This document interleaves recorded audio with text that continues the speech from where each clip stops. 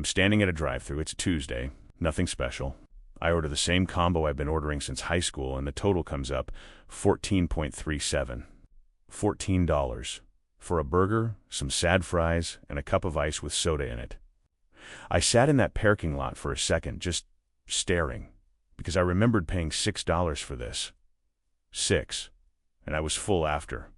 That was the moment something clicked for me. It wasn't just the burger, it was everything. The movie ticket that cost more than my streaming subscription. The Airbnb that charged me a $90 cleaning fee, and then left me a mop and a list of chores.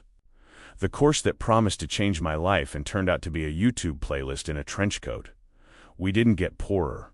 The deal just got worse. And nobody told us. Here's what actually happened. Prices moved fast, value moved slow, and the gap in between? That's where your money quietly disappeared. They have a name for the trick where the package gets smaller, but the price stays the same. Shrinkflation.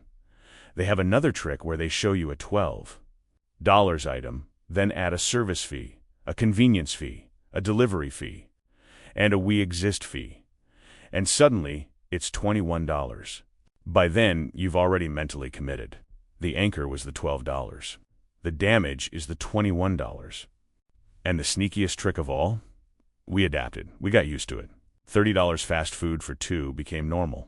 $20 movie tickets became expected. That's the hedonic treadmill. You upgrade, you adjust, you need the next thing just to feel the same. It's not weakness, it's literally how human brains are wired. But it's also how you end up $400 short every month wondering where it went. So I built myself a little test. I call it the so what filter, and it's just 2 questions. What does this cost per actual hour of enjoyment? What does this replace? Let's run it live.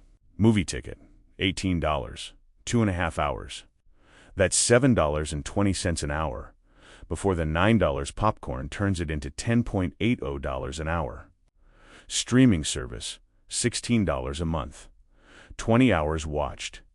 That's 80 cents an hour. Takeout for two, $30, 45 minutes of eating. That's $40 an hour for convenience you didn't even enjoy that much. Home meal, $10, same time. $13 an hour, plus leftovers.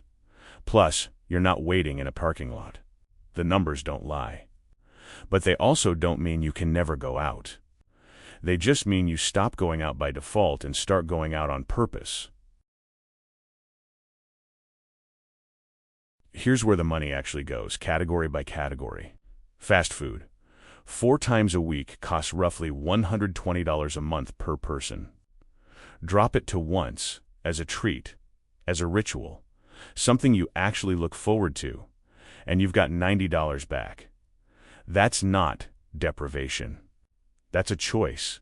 Movie theaters. Go for the ones that feel like an event. The big visual spectacle. The comedy where the crowd makes it. Skip the Tuesday thriller you'll forget by Thursday. Go matinee. Skip the VIP upsell that gives you the same view in a slightly nicer chair. Airbnb. Run the real math. Add every fee. Compare it to a mid-tier hotel 2 blocks away that includes breakfast, daily cleaning, and a human to call when the shower breaks. Sometimes the cheaper option isn't. Online courses. If it doesn't have live feedback, real projects, or accountability built in, it's just content. And content is everywhere. What you're actually paying for is structure and a push. If it doesn't deliver that, it's a $500 YouTube channel. Now zoom out. Picture your whole monthly cost stack. Rent, insurance, loans, groceries, utilities, phone, transportation.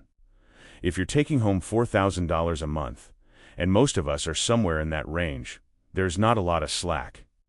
Which means a handful of $20 to $60 decisions are the difference between a month that ends with breathing room and a month that ends with stress. And geography multiplies everything. Same $70,000 salary, 2 different cities. In a high-cost city, rent alone can eat 64% of your take-home. You're left with $1,600 for everything else, every meal, every bill, every emergency. In a mid-sized city, rent takes 27%. Suddenly, you have $3,200 to work with. Same job, same skills. Completely different life. If you can't move, category swaps still shift the math, but you have to make them on purpose. Because on autopilot, the default is always the expensive option dressed up as the convenient one. Here's the thing nobody says out loud. Most people don't actually want more stuff. They want calmer mornings, fewer surprise bills. The quiet confidence that one bad month won't knock everything over.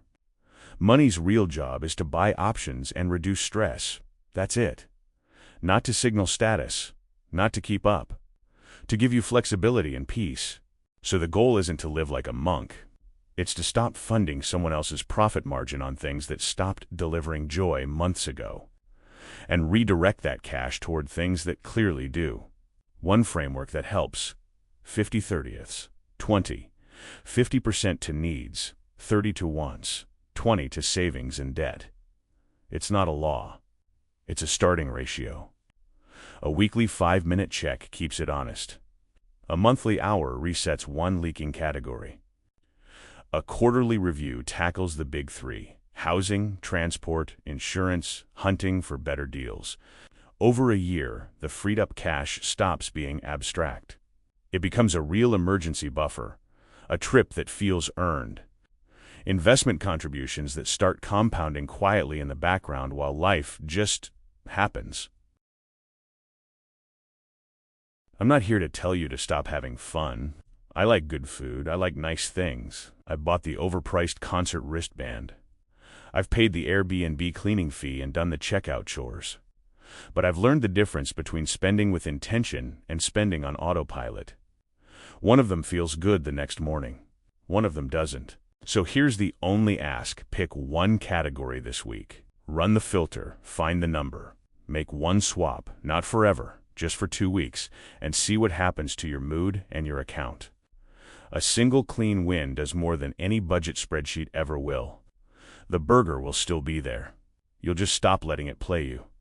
Drop a comment. What's the last thing you paid for that felt weirdly overpriced the second you got it?